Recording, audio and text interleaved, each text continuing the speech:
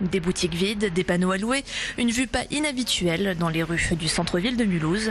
Baisse d'attractivité du centre, difficulté d'accès et loyers élevés semblent pousser de nombreux commerçants à mettre la clé sous la porte.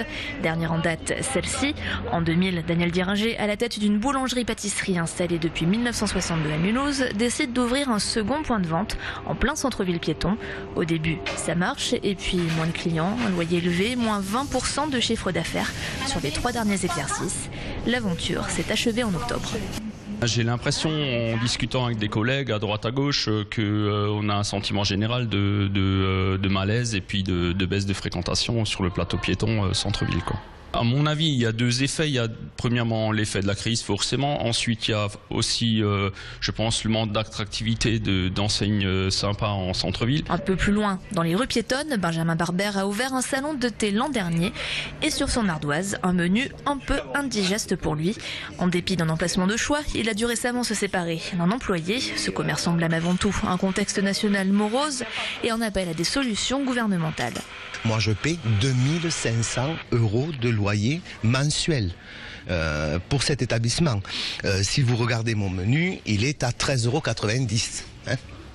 Donc il faut en vendre des menus à 13,90 €, rien que pour payer le loyer. Ma cible première à l'heure actuelle et ma colère qui ne tarit pas est vraiment ciblée contre les banques. Les banques qui sont le premier acteur, le premier partenaire économique d'une entreprise et notamment d'un jeune entrepreneur.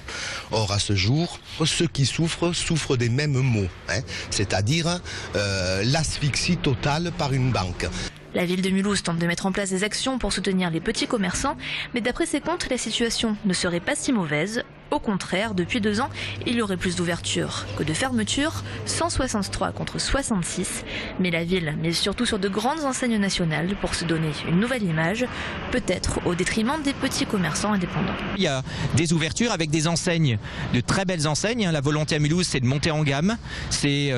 Pourquoi monter en gamme? C'est pas simplement pour se faire plaisir, entre guillemets, c'est parce que aujourd'hui, ce qui est recherché dans les centres-villes, quand on fait des enquêtes et voilà, par rapport à l'évolution de la périphérie aussi et des villes voisines, c'est de différencier le plus possible le centre-ville de ce qu'on va trouver ailleurs. Donc, trouver des enseignes plus qualitatives au centre-ville. Selon l'Institut pour la ville et le commerce de Mulhouse, il y aurait actuellement 72 locaux vacants, un chiffre en baisse en 2012.